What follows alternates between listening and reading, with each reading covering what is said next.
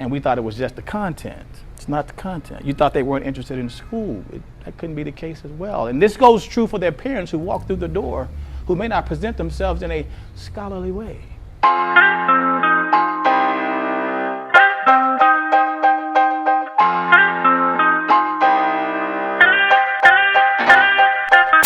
So I had the honor of interviewing Dr. Dedrick Sims after one of his amazing workshops. So if you don't know who he is, Dr. Sims is a sought-out consultant.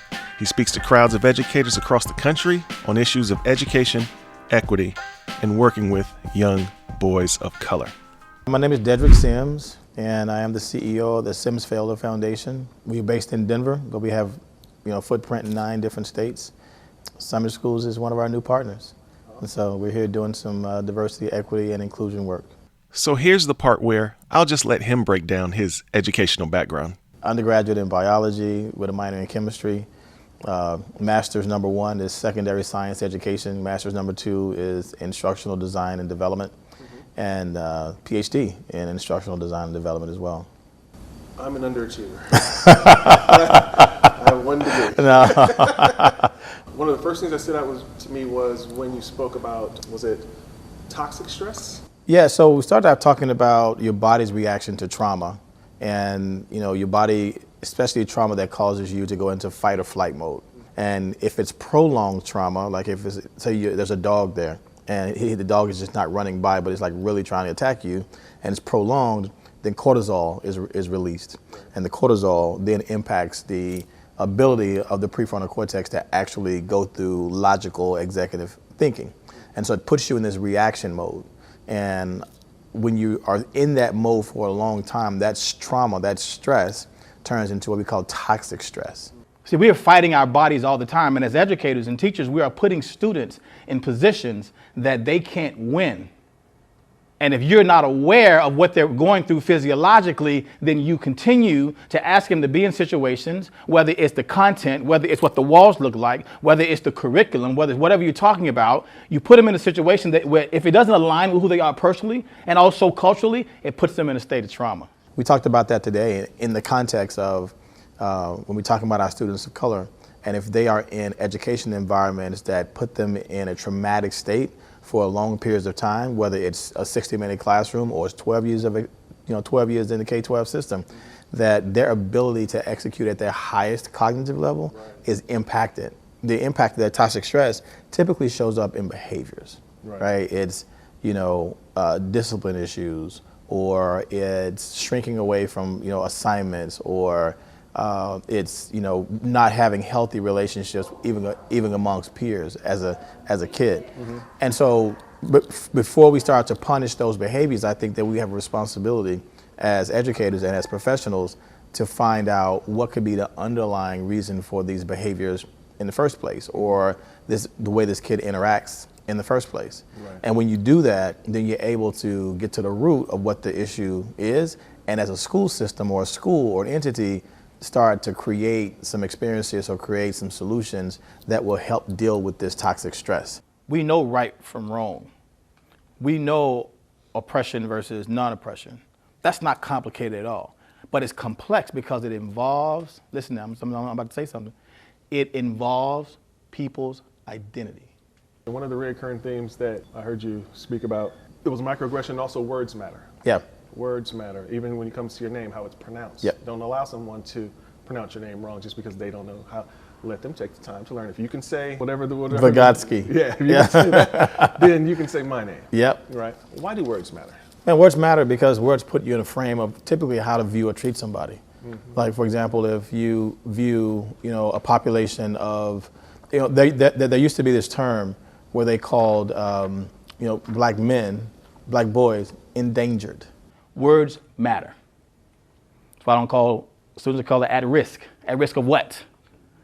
They don't know they're at risk until you tell them they're at risk. They got a beautiful family, a beautiful life. I mean, I didn't know I was poor until somebody told me I was poor.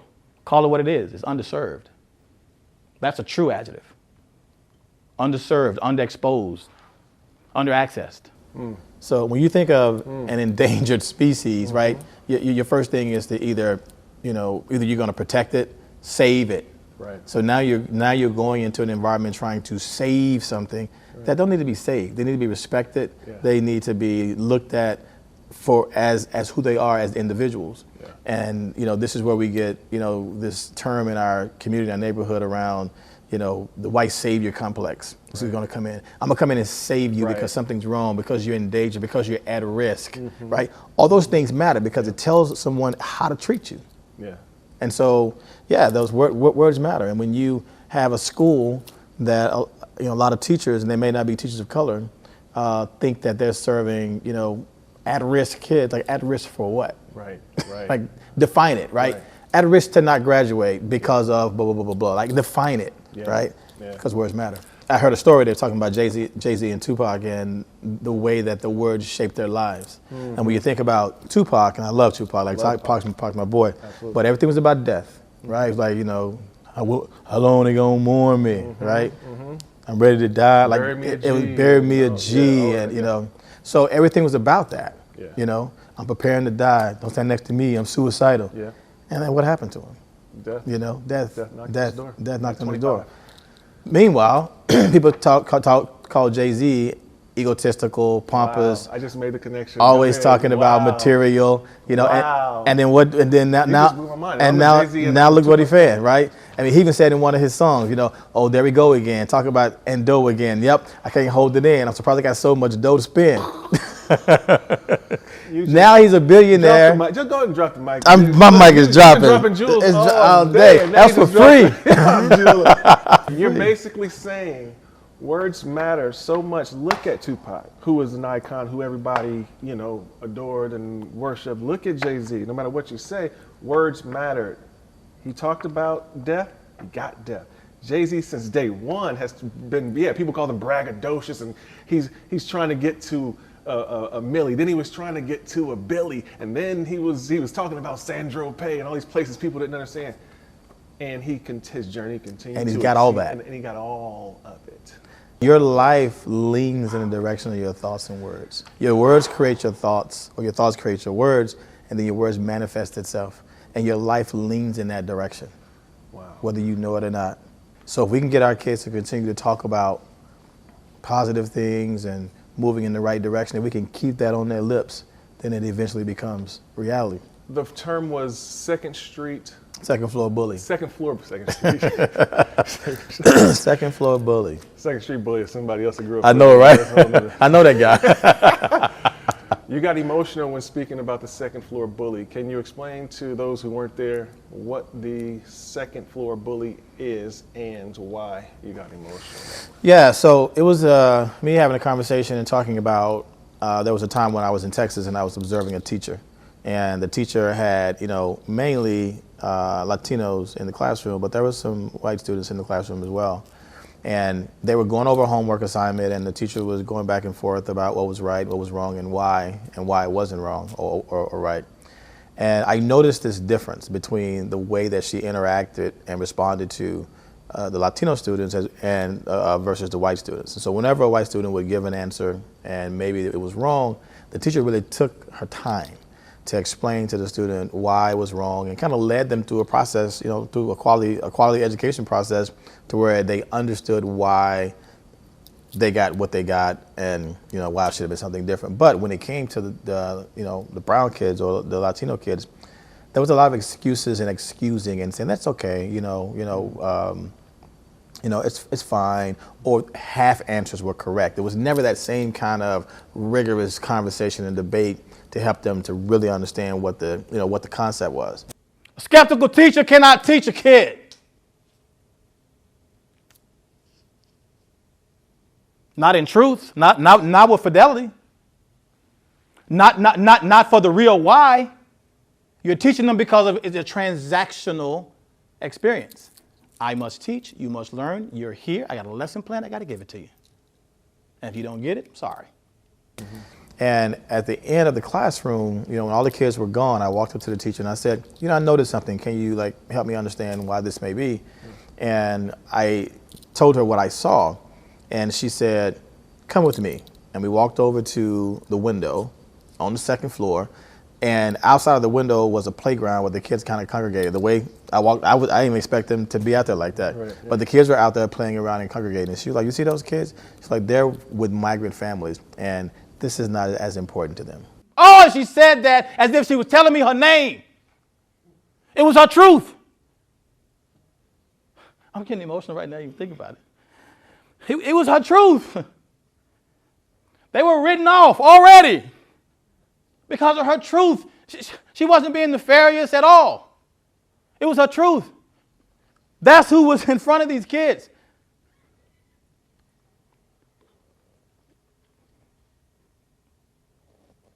That day and every day before then, those kids were deprived. And maybe they remained migrants because of that. Maybe that was the reason. Because they didn't have the quality education to do something different. Somebody on the second floor of a classroom looked down on them and prescribed their future to them, just like that.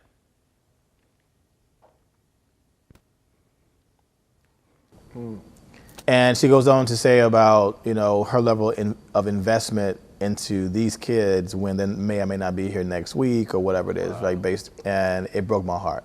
Wow. And I got emotional because that's the cycle that we're trying to break. I used to be that kid. And that cycle of poverty in our communities, the cycle of lack of access, need, discrimination, is what continues to drive some cultures and communities to continue to be, consumers and not producers. Mm-hmm. And I call her the second story bully because that decision impacted those kids on the ground while she was in the second floor making decisions about their future. Bullying, metaphorically, bullying her will or her perception of them into their lives. Like I said, words matter. Her words mattered to them. They didn't even know that her words were causing her level of commitment, action, and engagement.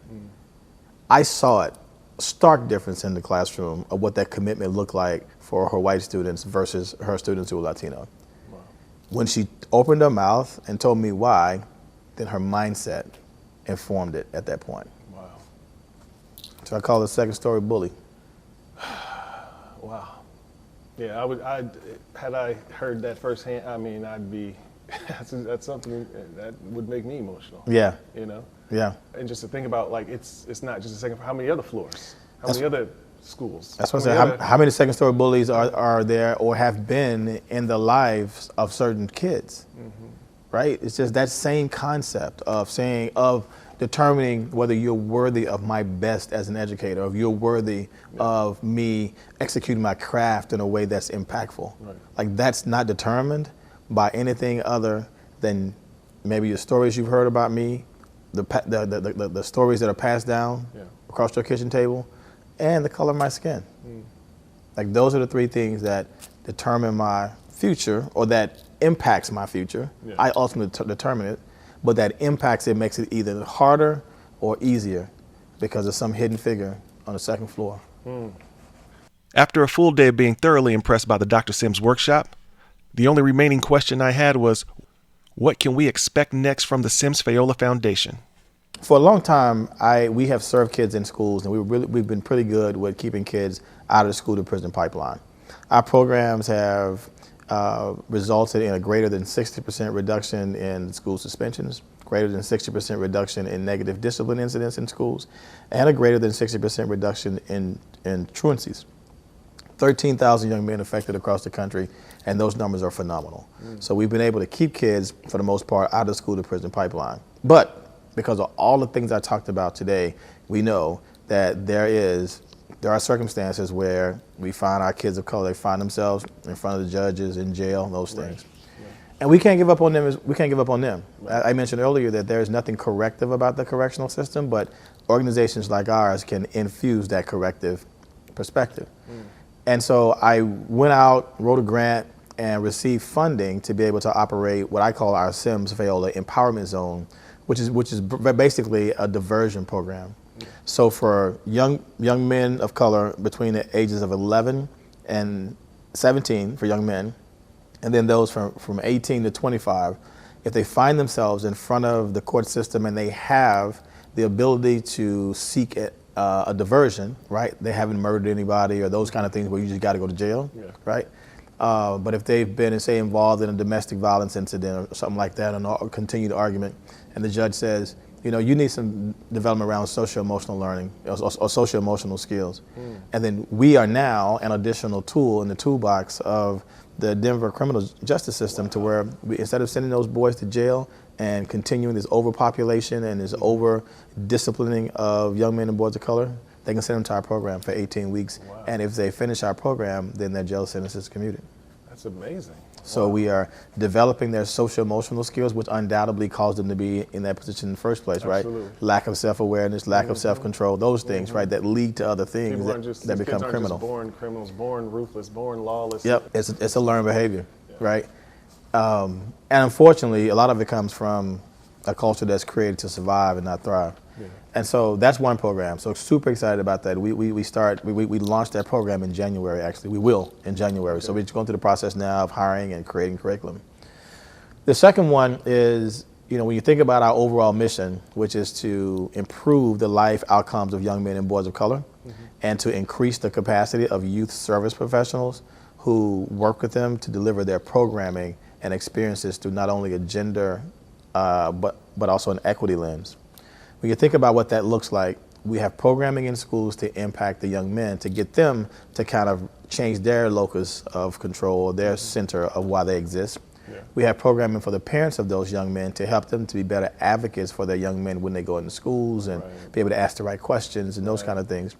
We have programming for youth service professionals like teachers and mentoring programs and other nonprofits who may work with after-school programming, work with these boys to get them to a place to where they can deliver their programming through this equity and gender lens. Yeah. But one thing that is true through research and experience about the ability of boys of color to persist in school, whether it's K-12 or college, how often do they see someone who looks like them in front of them? Research tells you and shows and demonstrates that when there is a male educator of color in front of young men and boys of color, that discipline behavior goes down, academics go up, social emotional skills increase. Yeah. And a large part of that is because it's hard to be what you can't see. Yeah. And so when you can see someone in front of you, then you can imagine yourself in that position. They imagine themselves on the stage and they see Lil Wayne and Lil Baby and Drake and all that, because those things are consistently pushed in their face. Like, this is who you are. Yeah. It tells you who you are. Media itself can be a second-story bully, in a second-story bully in a way. Yeah. But when you have people in front of you, like you, man, videographers, and some young kid who never imagined he could do this, young black or brown kid can say, "Wow, I can do that too." You don't just work there; you own it, right? So I was able to get funding from a number of large organizations and foundations around the country to fund a Male Educators of Color Fellowship. So where we are going to, starting next summer, take 20 male educators of color within their first 3 years, and we're going to take them through this year-long fellowship with the goal of recruiting, helping the districts, partnering with the districts to recruit men of color into the classroom, recruit, sustain. So for an entire year, we're going to work with them on developing their craft, on becoming better educators and better teachers, and even through an equity lens, using an instructional framework that's considerate of culture and content, right? Deliver it to where it's more digestible, kind of what I talked about today. Yeah. So recruit, sustain, and support. One of the things that Denver has struggled with for a long time is not just recruiting, but keeping black and brown teachers in the classroom. It's hard for you to convince somebody who comes from Atlanta to come to Denver when they show up and visit and the city looks nothing like them. Right. Black people in Denver are like 11, 12%, right? You go to Atlanta, we're everywhere. And so culture is important to people. Yeah. And what we're saying is that we're going to, for those 20 men that are in this fellowship, we're going to create culture amongst them, so that over a year's period, they've built a community Right. that looks like them, Right. both professionally, and hopefully some personal connections will develop as well. So that's what we're trying to do, brother. And we'll start off with 20 fellows, and then the year 2 we'll move to 50, and we'll cap it at 50. But that's the goal, right? So now we are impacting, we are improving the life outcomes of young men and boys of color all around from this 360-degree approach. So Wow. yeah. I am impressed. I am proud of you. Thanks, I am inspired, and I can't wait to see you again. Are you coming back to California anytime soon? Yeah. I am partnering with summer schools for an entire school year. So All right. next visit will be in December, and then I forget the other 2 or 3 visits. But yeah, for the entire year I'll be here. So our organization again is Sims Fayola Foundation. The website is www.sffoundation. That's S as in Sam, F as in Frank, then the word foundation.org. Yeah, I mean, that's the work that we do, man. And you can reach us through our website. You can give us a call, 720-557-8443. But the best way is through the website, through our contact us form, and it'll be sent out to the appropriate person. Yeah, we're just out here doing the work, man. All right, man. Thank you for your time. I appreciate it, and wish you the best. Absolutely. Thank you, man. Thank you.